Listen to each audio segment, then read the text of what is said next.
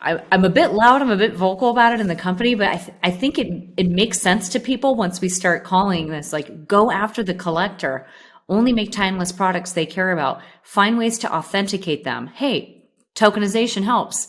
Find ways to also enable them to do peer-to-peer sharing. Hey, maybe NFC connected clothing is a way to be able to do that. And also like, hey, let's let creators actually have a chance instead of just working with major celebrities and identities that have already made it, that are like famous and probably don't necessarily need the money anymore. We've seen what happens when some of the wrong folks get too much money. Let's give it back to the community and let's enable people to have more access to opportunity. That's the kind of shit that we've been pushing in the world and we talk about, in our day-to-day lives now in the company. So, hey everyone, welcome to Admit One with G Money. Today, we have the Global VP of Adidas Web3 Studio, known as Three Stripes Studio. As an expert in marketing across fintech, accelerated tech, gaming, sports, and advertising, along with her passion for emerging culture, she has led Adidas into the new age of originality. That 3-year vision began with Into the Metaverse, impressing many in and outside the space with their strategic entrance into Web3. Now, she's here to discuss their next frontier, virtual gear, the 16-piece limited edition collection of NFT digital wearables. Please welcome Erika Wykes-Sneyd. Hey, Erika, how are you doing? hey, G Money, it's great to be here. Yeah, it's great to have you. I feel like we've been working really closely together now for close to a year and a half now since our relationship started. So it's excited. I think since like day one, I've been trying to get you guys to come on the podcast, and you were like, no, we wanna not just yet. Right. And so like, I'm glad that we can finally get it happen. I know I've been excited with the stuff that you guys are working on. I know the community has been really pumped and really looking forward to the roadmap that you guys are building on. So I think now is like an awesome time to come onto the podcast. So thank you for taking the time. Yeah. Thanks for having me. It's been, as you know, like a ton of building, a ton of work behind the scenes. And that's probably something we haven't been really great at, is like showing up and being out there and communicating what we're up to. But now it's definitely time. We have things that we're rolling out. So it's exciting to bring this to the world and get on a bigger stage. So thanks for giving us the platform and the opportunity to come and hang out with the Admit One holders and then the rest of your audience. Right. And I feel like from the outside looking in, I feel like I have seen like some more like engagement and communication from the Adi team. So like, I think that that's been good. And I think that's kind of shown through in, some of the community interactions and stuff when I hop in the Discord every once in a while. So I appreciate that. And I know all the members of the community do as well. Yeah. I mean, it's been, the Discord, like they know us, they tag us on weekends, late nights. So we're definitely doxed. We're in there, we're hanging out. And I don't want to shout out everybody, but there's absolutely some core power users that constantly throw memes at us. But shout out to Big Fish, who's probably the biggest legend of the team, like always in day out, like in the community. Yeah. Yeah. Well, also I want to give crazy props too that we're twinning right now, rocking the same hoodie. And I see that the tracksuit in the back right behind you. Any alpha on that as to when that's getting delivered, set, shipped? I know I'm excited to wear it. I mean, it is so imminent. I'm like on the fence of telling everyone the shipping date, but I also don't want to inundate the customer service team with tickets. But you can expect that this thing is going to be starting to show up on doorsteps before the end of the year in many of the countries and that we're servicing, because we've have holders in over, I think it's 138 countries. And so we're picking up the shipping bill as well as the customs bill for all of the units. So we will have announcements coming soon, because the last 2 items to ship are the orange beanie, which is like homage to you. And then the solar yellow Firebird tracksuit, track top. The pants are sitting over here, but there's only 2, I think, on mainland Europe right now. And this is one of them. This is the samples. And then the other one's currently being worn by Serge Gnabry, he's taking it to the World Cup. It's like the one piece he started to already wear last week when he went to the NFL game that was happening in Germany and met Tom Brady. And so it's also in the World Cup commercial, if you found that little Easter egg that was hidden in the closet. So I think we're all going to be repping this really soon. So it's definitely in the logistics pipeline at the very end of supply chain. And I know it's been a long journey to get there, but I hope everyone's going to be really pleased when they get their hands on it. Yeah, and I wanna highlight what you said about the shipping to, was it 138 countries? Yeah, which Yeah, like also that is is no easy feat. I know that from, the stuff that I've been working on with 90cc and the shipping and the customs, and like it is not easy, right? Like shipping to the US, very easy. Shipping outside of the US, like it is a logistical nightmare of, yeah. So ton kudos and props. Like it is a headache. So I think I know from personal experience, and I will say, like, if you're in one of those countries where the customs and the shipping is kind of a hassle, please just be patient, because I'm sure your team is working as hard as they can. And a lot of times, like, you're dealing with like local bureaucracies, and there's really nothing you can do to expedite stuff because it's out of your control. Yeah, there's been that. And I would say it's also made it kind of hard to have full visibility on all the different steps of where these pieces are to then tell the end users and our holders exactly what to expect and when. That's been the worst part, is that people feel a bit blinded because the team who's actually handling all the fulfillment, this is a Herculean task. And they don't have as much visibility because the supply chain is still so wrecked after COVID and everything else that's been fixed, which is not an excuse. It's just to say we don't have it perfectly matched as well. And I know we're a big company, but reality is Adidas actually ships to only like 60 countries. And we had made a decision early on as like a core principle to service every holder as best as we can. So this has been a also wild learning doing this with 30,000 units, not like what other brands are doing where they're like, oh, 1,000 or 5,000 a year. We've taken this on as a pretty ambitious task. So kudos to the holders more than anything for your patience and standing with us and being on this journey. Because I think, the expectation is like this should have been faster. And that's the thing we've been working on for the last year, is figuring out how can we be faster? How can we learn from this iterative process? Because we bit off a lot and we're chewing a lot right now and we're learning. So I think it's going to get easier to come. But it's not to say you want to wear your shit, and it's on the way. Yeah, no, I totally agree. And so Yeah. I get that. I hopefully others get that as well. So before we get into, the future and what you guys are working on, because I definitely want to talk about also, the tracksuit, having it show up at World Cup in the promo, because I think that was like super exciting. I wasn't expecting that. And when I saw that commercial and I saw that post, I was like, whoa, like this is sick. Right. And so I think that that's really cool. But before we get into that, I want to talk a little bit about your past, how did you end up in Web3, right? And then talk a little bit about Into the Metaverse. I think for the most part, I think most of the people that are listening to this kind of know the story there by this point. But really, it's like, what was your experience before coming to Adidas? I know you were at a bunch of different corporations, helping them launch some really significant product lines. So if you can do that, talk about like your history and your background, and then what brought you to Adidas. Yeah. Okay, cool. I can do some of that. I have had a pretty interesting career. I tend to feel like it's everyone tells me it's quite unconventional, because I started launching a motorcycle company with Roland Sands, moved into leading action sports for Toyota, and from there found myself leading gaming for Sony PlayStation, and actually led the launch of Greatness Awaits and the launch of the PlayStation 4 console. From there, I've moved on to Google, Uber, when I was helping turn around the delete Uber crisis, and then got into PayPal and Venmo, where I was overseeing global brand experience and help launch crypto in the app to make it as simple as, a mobile experience to onboard the next billion users to crypto. Around then, I'd say like the common denominator of all the stuff that I do is really trying to identify the intersection of culture, commerce, and always wanting to push my values that really matter to me and that I think are going to matter to the next generation into popular culture by using big brand and business as like my medium, if you will. So when I was at PayPal and Venmo, and after having worked at Uber, I was getting pretty frustrated.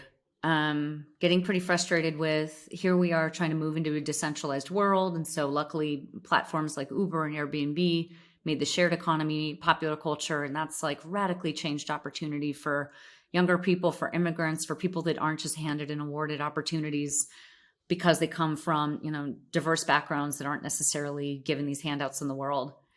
And I was really taking a passion for what is the big vision of what crypto can really enable and DeFi if you truly embrace it in its full sense. And removing some of those financial barriers. Look, at the end of the day, money runs the world. And if there is one thing I've been saying to the team, it's even in the business, like revenue solves all problems.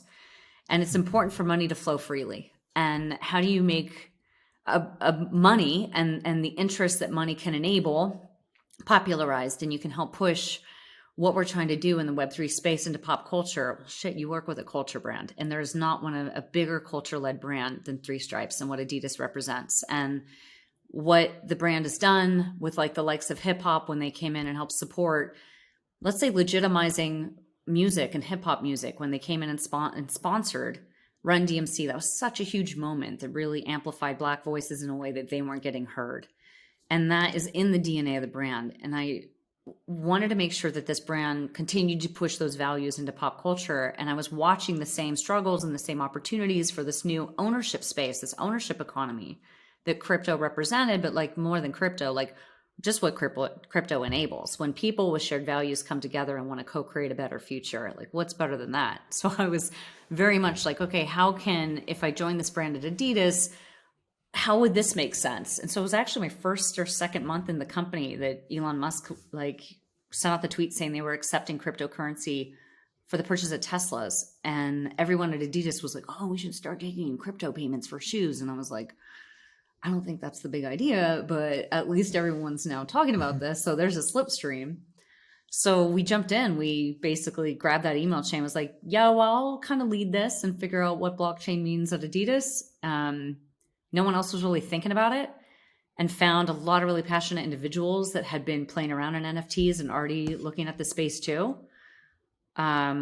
So that led to the startup of the Metaverse Task Force, which basically became the stewards and shepherds of Into the Metaverse, who are some, honestly, pioneering legends who've been at the company. Some have since left, but their legacy is big. And the DNA of that belief of like impossible is nothing, we still live by that. So yeah, I just was able to help champion that into Adidas, but find the right people who cared about it, pull them together, and then help orchestrate a go-to-market, which was pretty wild with what we did in the time that we did. So I know that's a lot of talking, but yeah, to launch, I think, yeah. I was going to say, to launch 2 weeks after Facebook changed their name to Meta was probably like no other major tech company had done it, no other major brand. And remember, this is before anybody had even done acquisitions in the space. So like we were really early. Mm-hmm. Yeah, no, I just knowing from my point of view, we had those conversations really early on, and I was talking to members of your team even before we even spoke, right? And so, yeah. And for the longest time, I remember those initial conversations, I was like, well, I don't know if this guy really works at Adidas, but these conversations are really good. We would have like these, what was scheduled to be maybe a 15, 20-minute call. We'd be talking. I felt like there was one time we spoke for like 2 hours on like a Saturday morning, and we were just like jamming on like what the future could mean, of like what it means for Adidas, what it means for crypto culture overall, like all these positive things. So like it was, from my point of view, it was really amazing, right? And also really early, because like when I started having those conversations with your team, you're talking about like April of last year. And this is, when people still thought NFT, like there was still a lot of, not to say that there still isn't skepticism around NFTs, but there was a ton of skepticism around NFTs back then, because you didn't have brands coming into the space. I think now, here we are at the end of 2022, and there's, it's almost like if you don't have some sort of NFT or crypto strategy, you're kind of falling behind. But in Q1, Q2 of 2021, I feel like it was almost like career risk to kind of be talking about NFTs and crypto because, and I'd love to get into that for a second because, being that person that's spearheading this internally at Adidas, I'm sure, I mean, you can't be sitting there and being like, oh, like if this fails, I'm still good, right? Like it's like I think at some point, like that career risk has to be. And I won't necessarily call it career risk, but you're putting your neck out on the line for this new tech and saying this is something that we need to focus on. What was that like internally for you? I'm sure you must have had a lot of anxiousness leading up to the drop of being like, if this doesn't go the way I think it will, like, what does this mean for like my career internally, and my path forward? I will say I definitely held the pressure. It wasn't even about me. It was more about like wanting to do homage and pay homage and like really support the values of this space, the people on this team. I knew that even if we failed and it shit the bed and nobody wanted to buy this token, or the day we aped in, I was nervous for so many different steps on this journey. What are people going to think when a big brand apes in? Are they going to think that, oh, this is over? Why are they here? Or if we, put out the tweet that we're partnering, with Coinbase, or that we have land and sandbox. There were a lot of times that I was like, this could go wrong. But I also was just really reassured by every piece of the strategy that we were putting in place and all these dots that were connected for us in the beginning that said like, wow, this really, if it's a big swing, it could be really meaningful, but there could be backlash. And if there is backlash, I felt confidence with this generation and the values that surround Web3 being cool with you acknowledging that you might have done something wrong and you took a misstep and you're learning on your journey. And that's something I think about this space, is that you don't have to come in and strive for excellence and perfection. You just need to show up and want to add value. So that gave me some reassurance along the journey. I'd also had worked in like very pioneering brands like Uber, and they don't come with the traditional values of maybe a culture and an organization like a 73-year-old brand would have. And so I felt like there was something else going on at the time we were building this. There was so much creative energy. There was so much collaboration within the company that even the lawyers, even the tax team and the treasury team, when we had these calls with like 20 plus people, like they were champions. Like they were jumping in and spending really late nights, also talking to people and getting advice in Discords, in Twitter, speaking to other organizations. Like they were personally staying up late and waking up early to teach themselves. And so I'm not kidding when I say the whole company has kind of been infected with this drug of Web3. And now it makes things a lot easier. But at the time, like I just have to give kudos to the huge, vast array of very curious, open minds at the brand. And yeah, there were days I thought I was going to get fired, but let's be honest, the coolest shit I've ever done in my career, I've always been when I felt like I'm going to get fired. So I'm like, God, this could really blow up. But knock on wood, so far things have been going well, and yeah, it's only getting bigger from here. Amazing. And I know we started with Into the Metaverse. That was your entrance into the space. Yeah. What, after the drop, right? Like that's the beginning, right? And that's kind of what, whenever I talk to anybody that's looking to enter in the space, that's like, oh, we want to do an NFT drop. I'm like, you need to understand that the drop is the beginning of the journey. That's not like the end of the journey, which is kind of like very different than like, let's say a traditional retail model, right? Where it's like, it generally, it's like the point of sale is kind of the end of the journey for that interaction. Right? Yeah. Where it's like, okay, we'll see you the next time you're here. Have a good time until you come back. What's that been like internally at Adidas of like, kind of that total shift of mindset of being like, all right, this is when like the real community building, the real work starts, internally, because after the drop happens, I assume you start having conversations with a lot of, your higher ups internally to kind of explain like, wow, this is something we really need to focus on. Yeah. So many meetings.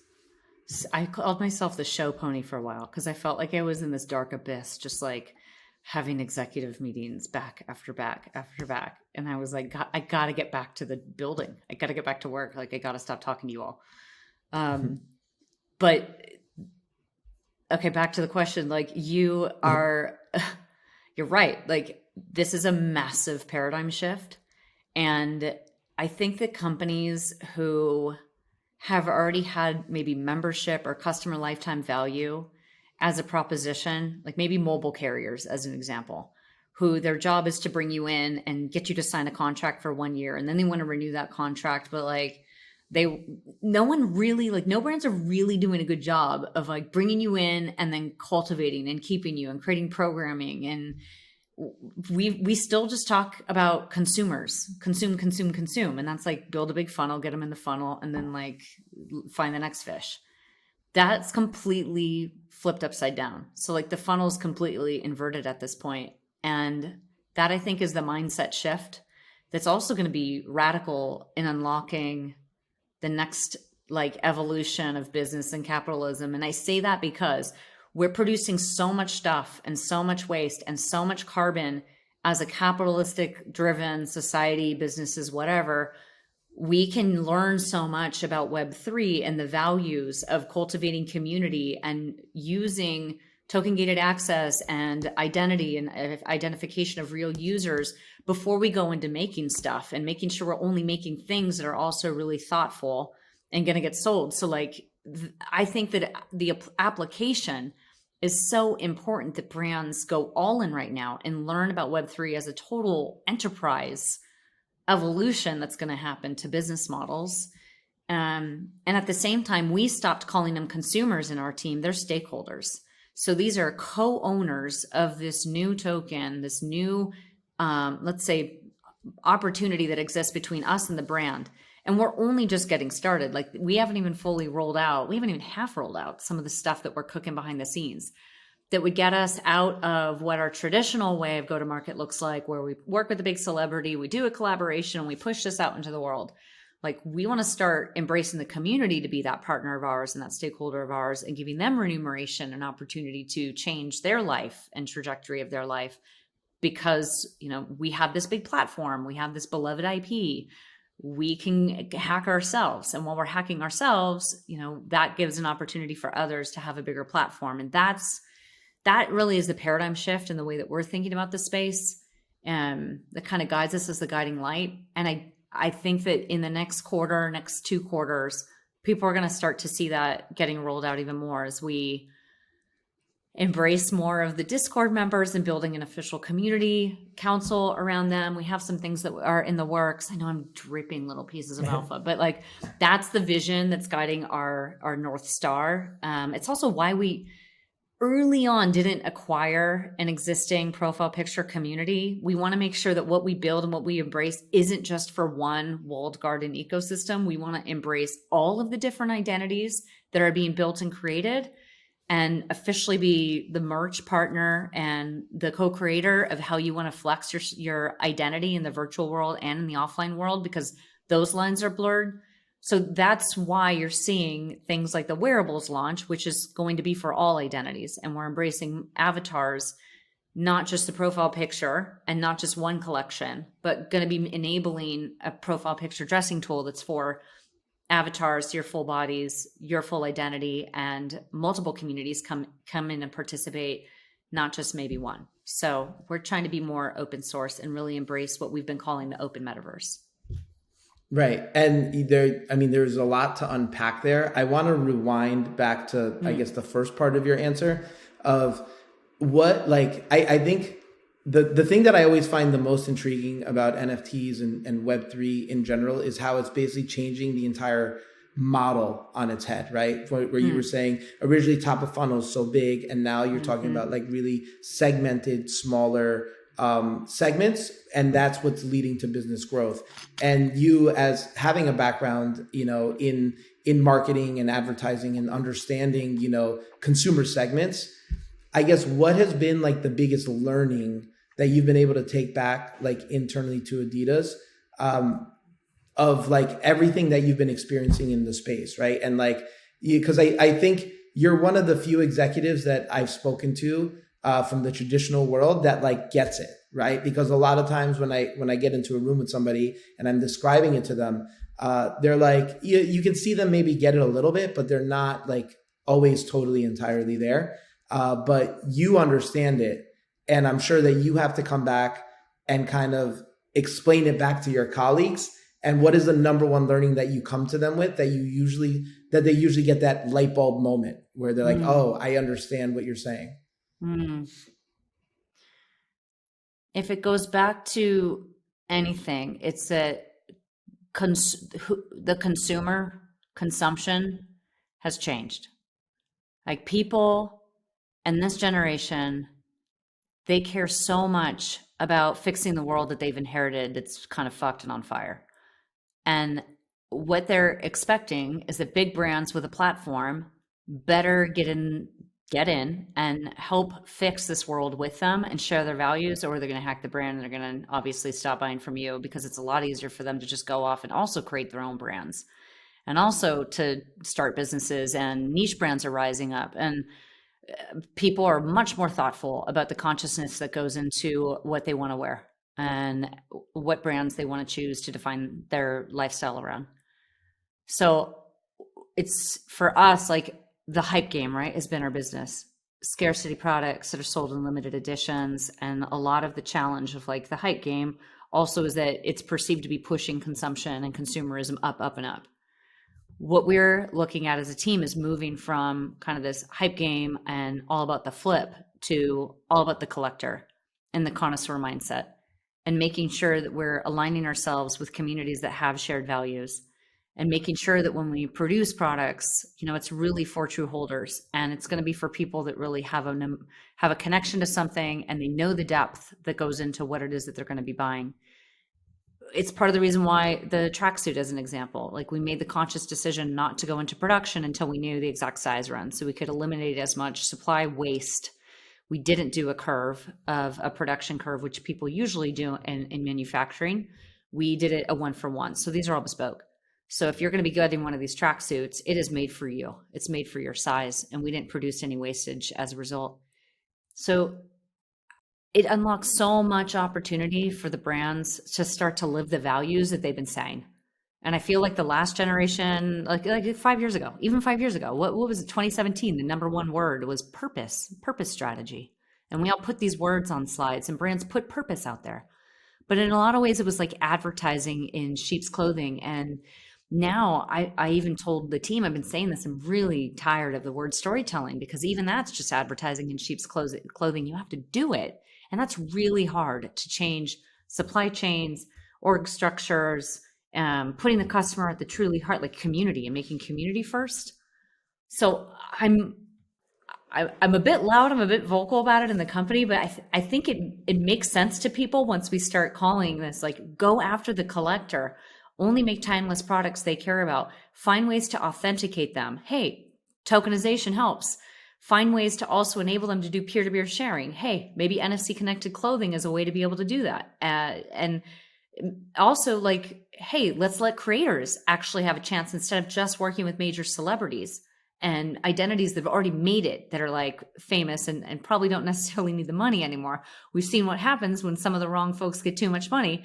Let's give it back to the community, and let's enable people to have more access to opportunity. That's the kind of shit that we've been pushing in the world, and we talk about, in our day-to-day lives now in the company. So that's all stuff that I think people are really starting to get, but I hope that also catches fire, not just in merch and apparel, but I hope that other brands, especially those that are servicing consumers, and even SaaS companies, enterprise brands, like get in the space, figure it out, and start helping organizations change their ways. Because we have a ton of problems in the world, and Web3 could be an awesome solution to solving some of the stuff that we need to around sustainability, inclusivity, and even more.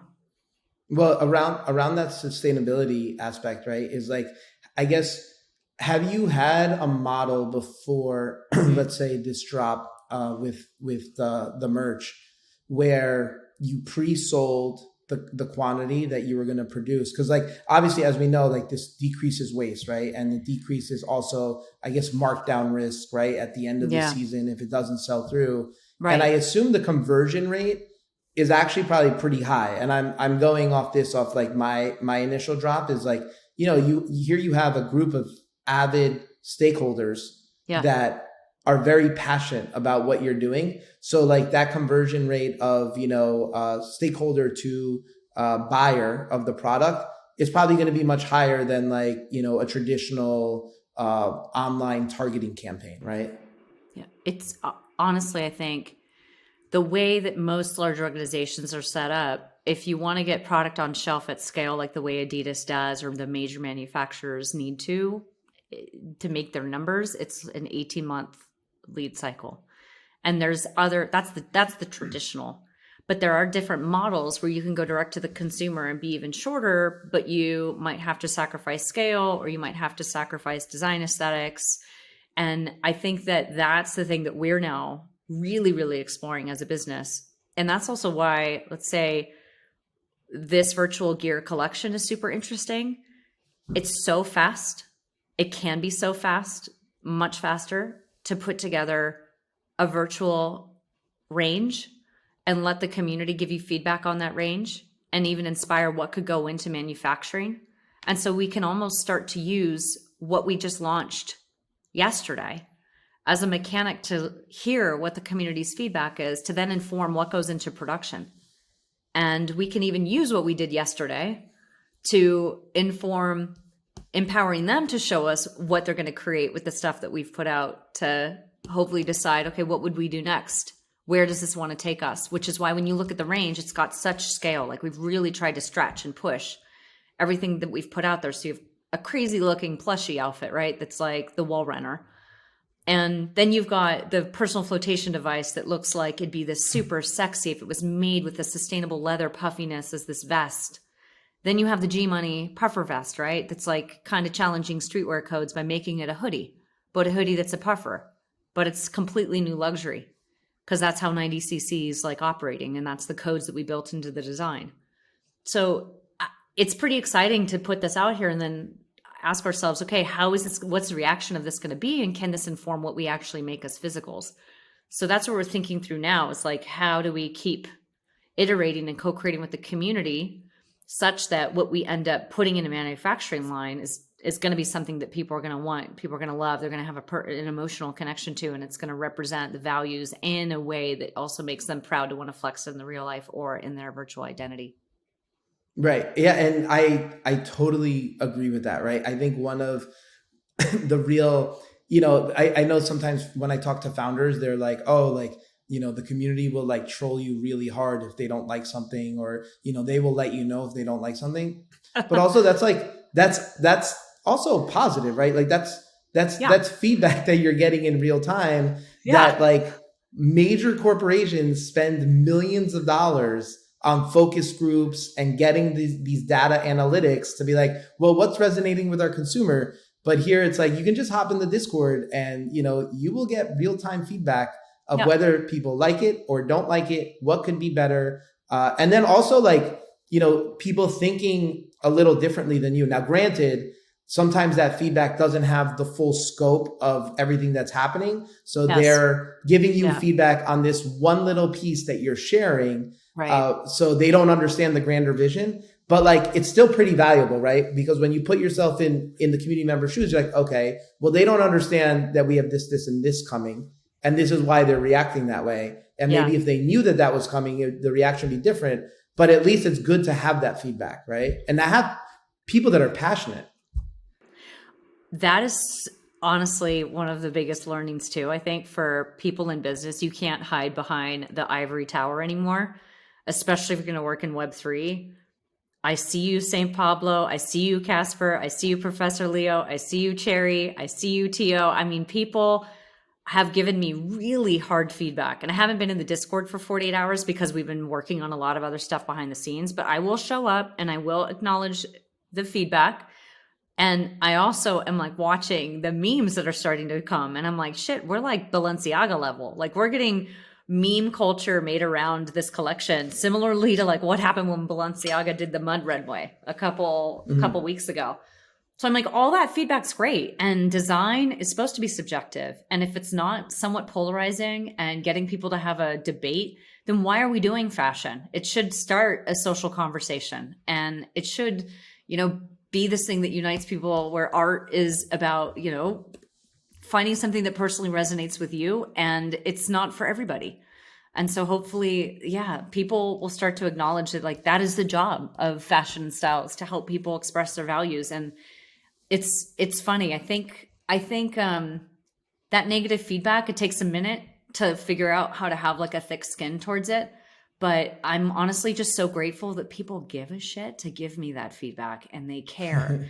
And I want them to know that we care too. And I would be lying to you if I said I didn't have to take a 2-hour nap in the middle of the day, because it was exhausting. It's been exhausting emotionally, but like leading this team is one of the greatest gifts. And I, don't want to, I don't want to put stuff out there. And I know we don't want to put stuff out there that's not going to be indicative of what the Three Stripes brand can do. And we will keep pushing. And I'm just so excited for what's to come.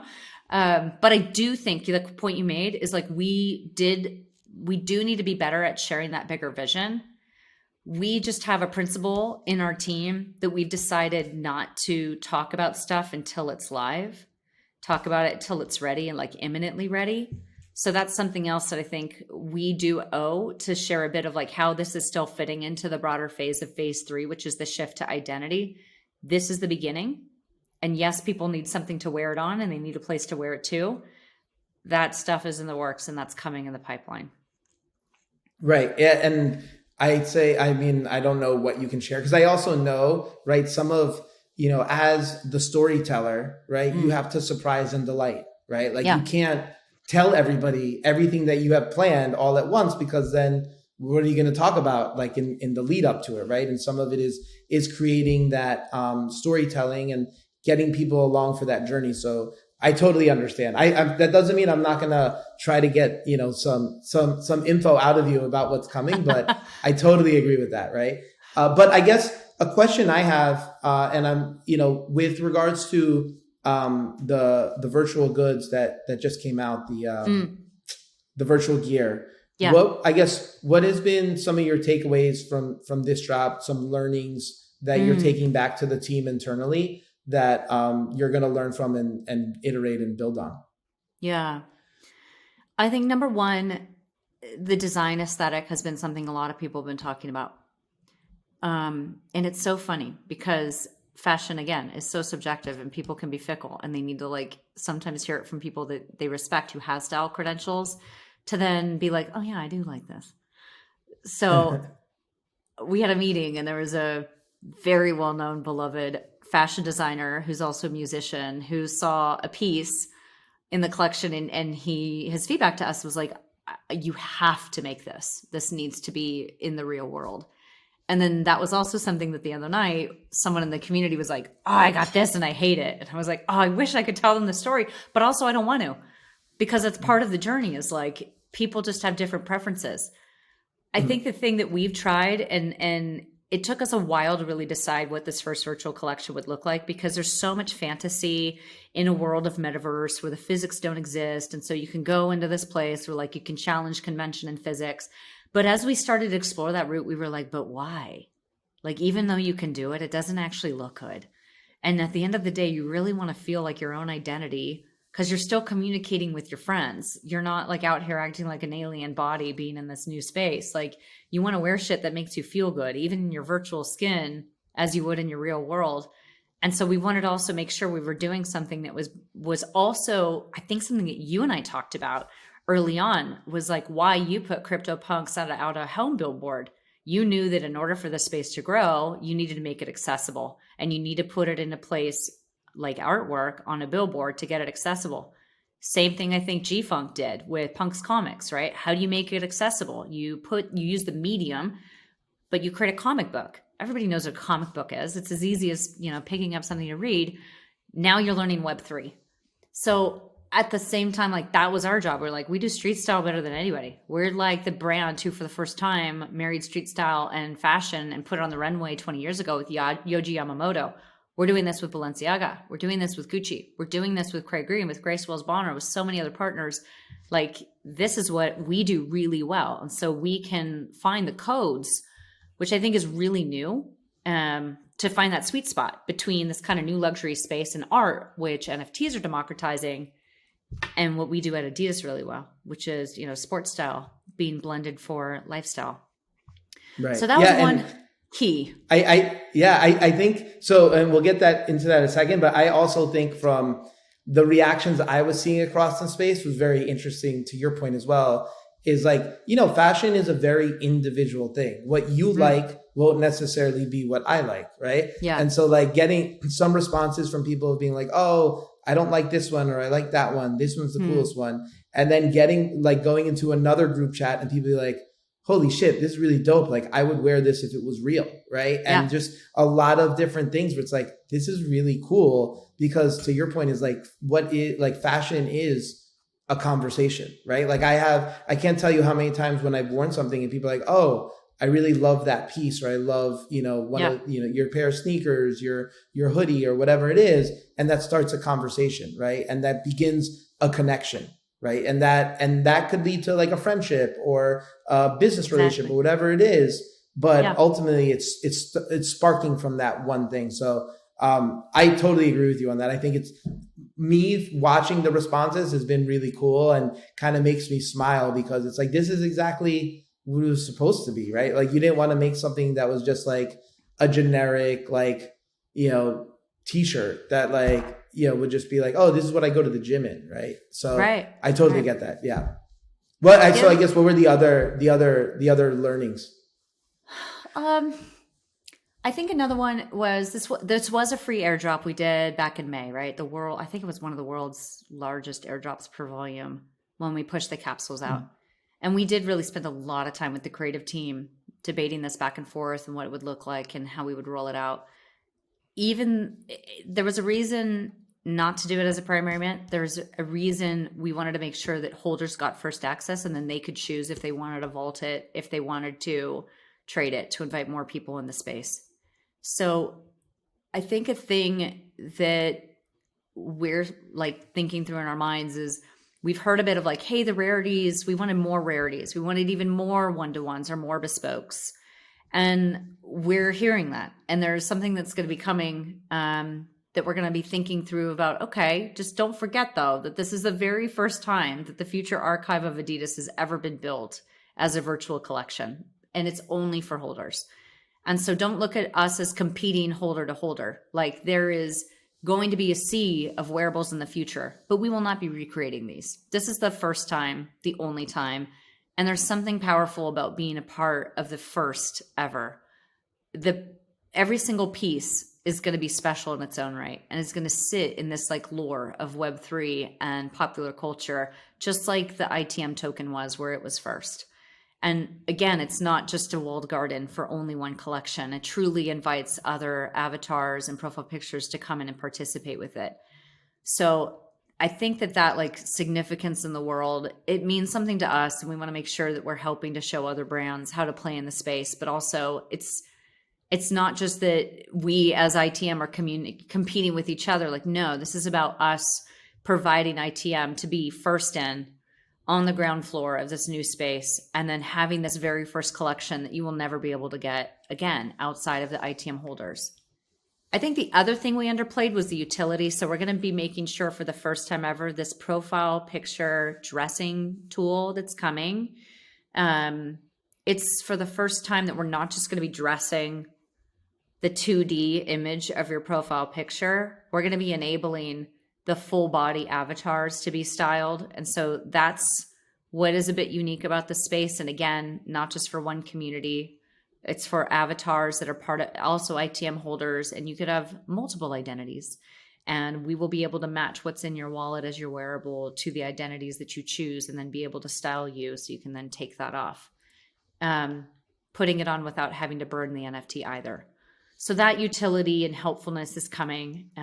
So people can start to already get a sense of like dressing and styling for their virtual wearables and virtual, identities. So that also I don't think was communicated super clearly, or if it was, people missed it. So important that we make sure that's clear.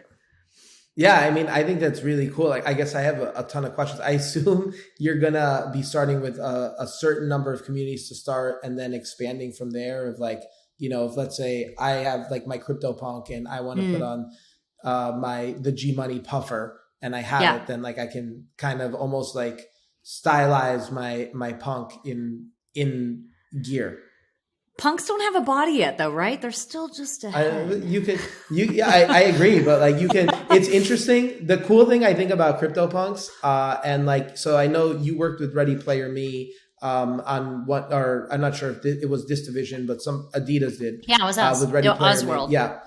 Yeah, with Osworld. And so, I've spoken to Ready Player Me. I'm also an investor in them. And one of the cool things that they did was a punks drop, like maybe like a year ago, or maybe 8 months ago. And so what it was is like, they had this kind of, I don't know if you've ever watched Futurama, where, like a lot of times they'll take like the old dead presidents' heads and they just kind of put them on robots.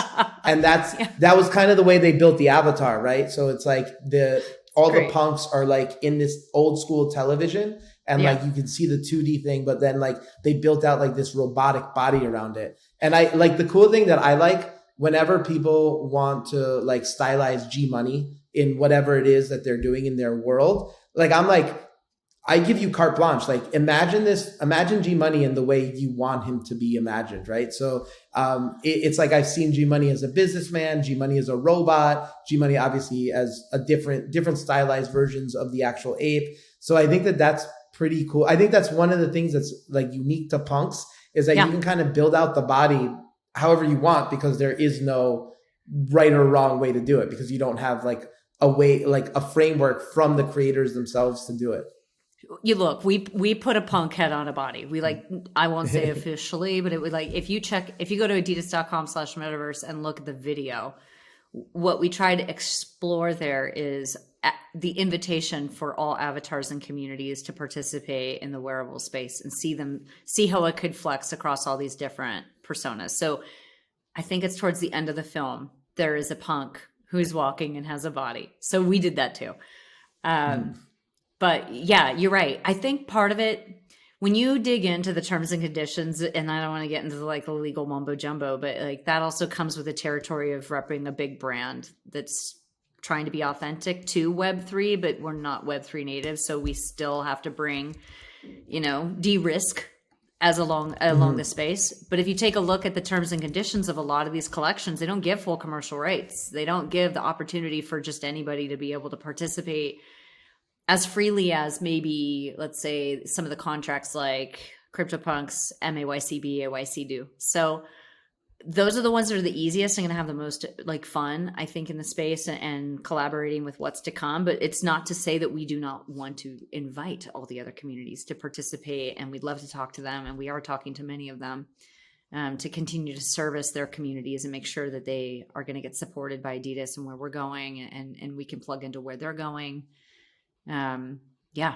So no, I think it's really cool. When do you think you'll be launching this? And I know I'm asking because I also don't know. Like a lot of times people are like, what's going on with Adidas? I'm like, I don't always know what's going on because they don't share everything with me, right? So it's like I give comments on things that that share with me. So it's like I'm like, yeah, I would love to, outfit my stuff in the 3 stripes and rock some cool gear. Yeah, next week. We put the tool through even further QA. So teams are still finalizing some of the pieces, but I think it's supposed to be online end of next week. Amazing. That's incredible. So that's like just in time for Thanksgiving, so people can rock out their PFPs and Adidas gear, hopefully for Thanksgiving, if not soon after. Yes. Show the family. Grandma's going to be like, "What is this? I don't understand." And I know we don't have that much time left, but I want to, I guess, talk about what if anything, can you share about Art Basel, World Cup, activations that are happening between now and the end of the year? What are you excited about? I know I got super, super excited with the commercial and seeing the product out in the wild, seeing the cereal box with Indigo Hertz. Yeah. I think personally, what I think is really cool is that it shows that Adidas is thinking about their Web3 community from the overall brand and including it in the overall brand, because that's like one of the things that I have conversations with a lot of brands and people about, is like, you can't just like silo the Web3 community and have it like as its own small little subsegment within the larger category. Like, and seeing that integration of, obviously football is like probably one of your biggest lines of business, and integrating the metaverse and Web3 into that, I think is a huge signal for what the brand's intentions are. But also, like, what does that mean going forward, right? I'm sure that you've had a ton of questions with that. Yeah. Here, I'll show you something. I don't know if you can see this, but let's see how good that is. That the Burj Al Arab? That's the Burj, right? Is the Burj Khalifa.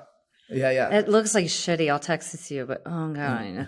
That was 2 days ago. We projection mapped Indigos, the cereal box from the World Cup advert on the Burj, which is just, it's wild. Like, I think it was 2 years ago, right? You were kind of bootleg getting CryptoPunks on out of home billboards, and here we are broadcasting apes and NFTs on the world's largest building made famous by Mission Impossible. I think it's exciting. Like I said, the whole company is affected. Like, everyone's so thrilled. It was a thrill to see Ganarbi request the ITM tracksuit off of the commercial shoot. And it was really hard to figure out how to pull it, because again, these were all bespoke out of the supply chain. So someone's not going to get it in time. We'll have to make them another one, and trust us, we're working on that.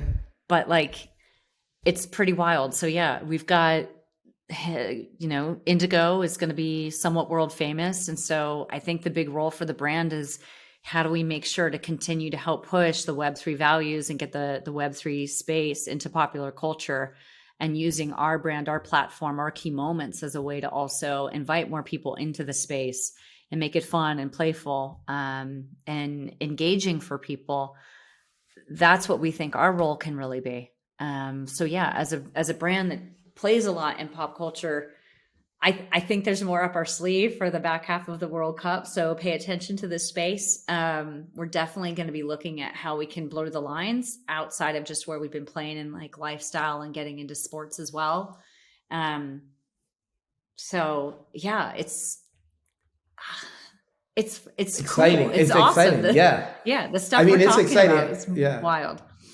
Like I personally, it's like, this was always like, the reason why I was so excited to work with Adidas was because I know, once there's buy-in from you guys at the highest levels, this is what's possible, right? Being able to use your platform to kind of take the values of Web3 out there, right? And it's like, we're starting to see that firsthand, which I think is incredible.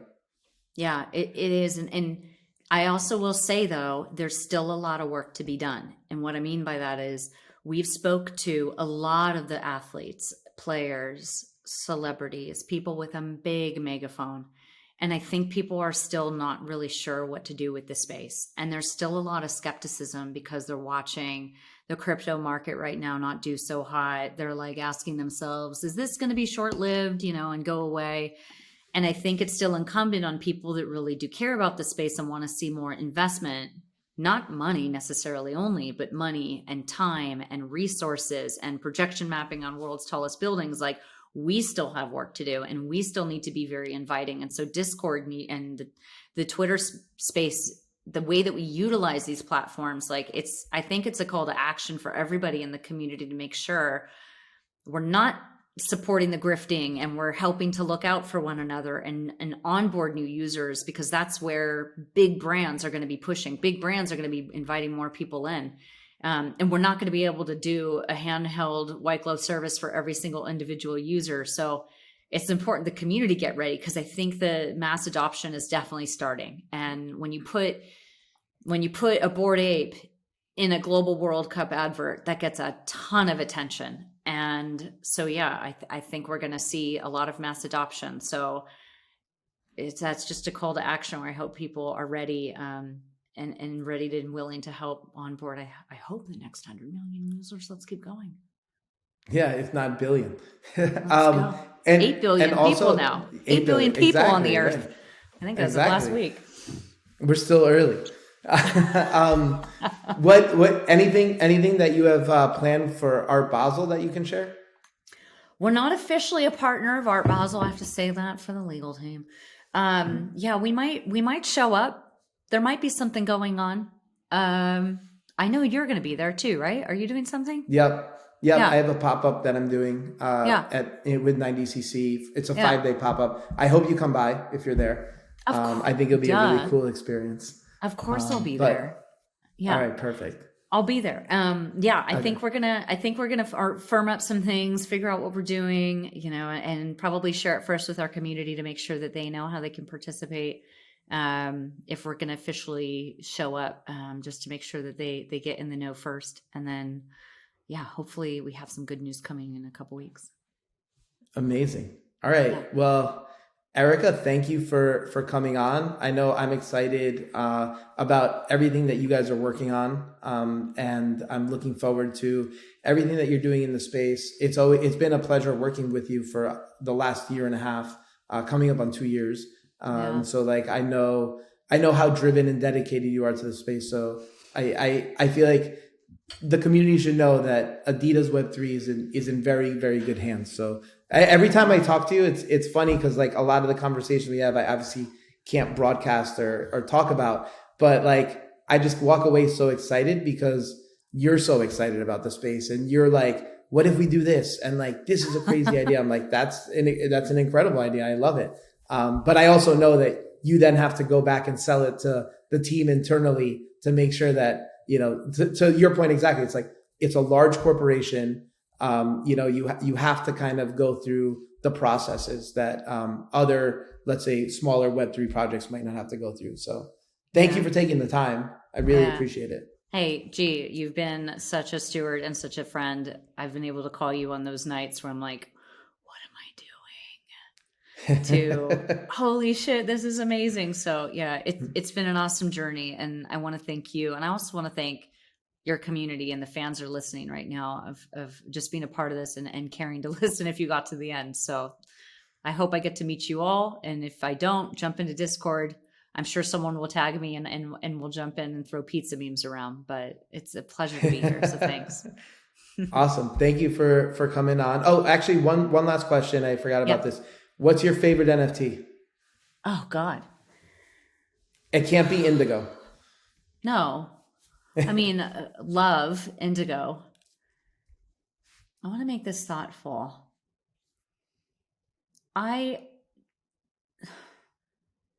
There's someone I've been thinking about. I feel like I'm going to put this out there. I really want to style and do something with Paris Hilton. I don't know what she's doing, but she has an ape. She's pink. She gets a lot of attention. She can help bring a lot of women into the space. So right now, if I'm going to say anything, I want to go with Paris's ape, but let's see if we can bring her in and do something with her. All right. Incredible. All right. Awesome. Well, thank you for sharing. Thank you for coming on, and everyone that tuned in. Thanks for tuning in to Admit One, and we'll see you next week. Bye.